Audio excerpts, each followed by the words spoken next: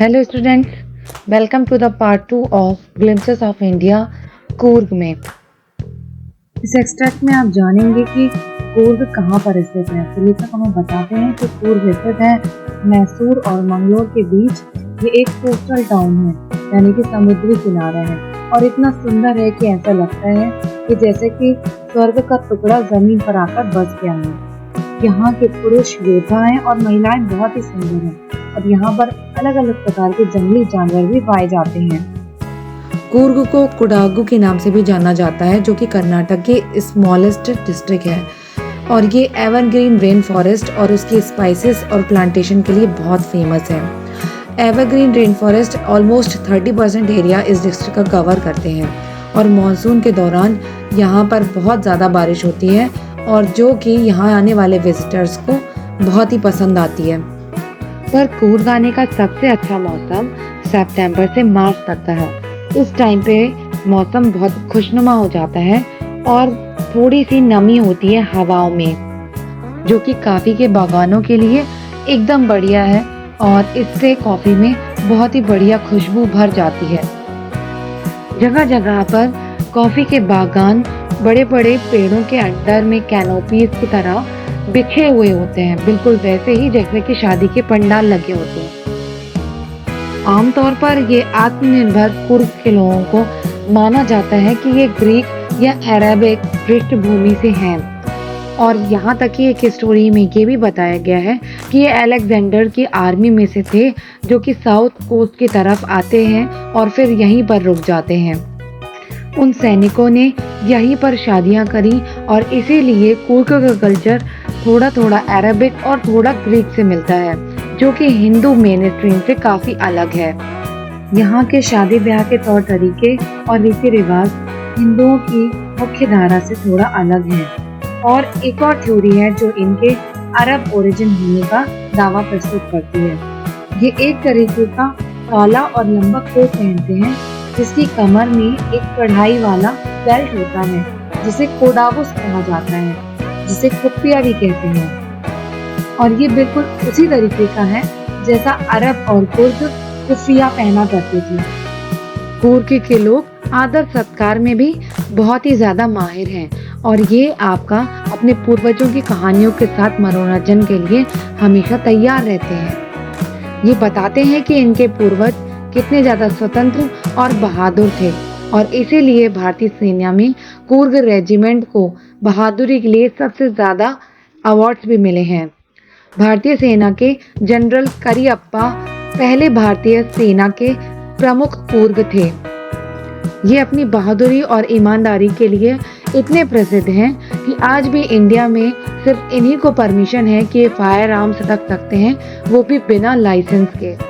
ऐसा माना जाता है कि कावेरी नदी को उसका पानी कूर्ग के जंगलों और पहाड़ियों से ही मिलता है, और इन्हीं पहाड़ियों में एक महासीर नाम की मछली रहती है, जो कि सबसे बड़ी मछली है फ्रेश वाटर में रहने वाली।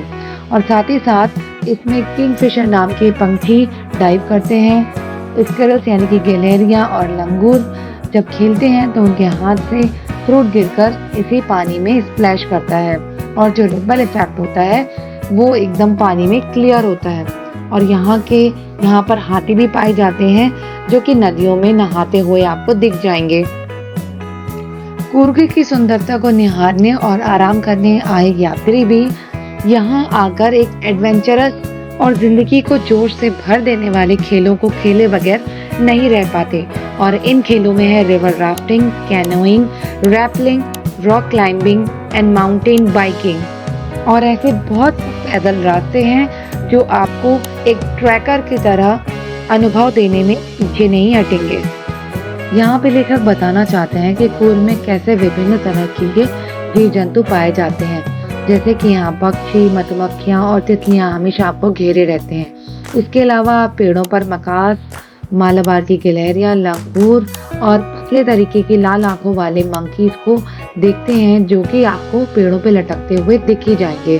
पर हाँ, आप जंगली हाथी से जरूर नहीं मिलना चाहेंगे। आगे हमें पता चलता है कि अगर पर्यटक ब्रह्मगिरी हिल्स पर जाते हैं तो उन्हें कूर्ग का बहुत ही सुंदर पैनोरामिक व्यू देखने को मिलता है। साथ ही साथ यहाँ पर एक रस्सी का ब्रिज है जो कि कनेक्ट होता है निसर्ग धाम आइलैंड से, जो कि 64 एकड़ का है।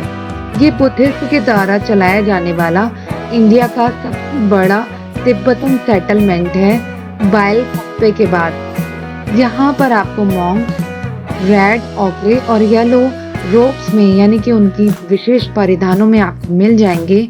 और ऐसे ही बहुत से सरप्राइजेस के साथ भरा हुआ है कूर्ग, जो कि इंडिया का हार्ट एंड सोल है और उन लोगों के लिए एक बहुत ही बढ़िया जगह है जो प्राकृतिक सुंदरता के साथ साथ अपनी जिंदगी में कुछ जोशीले एडवेंचर्स का मजा लेना चाहते हैं।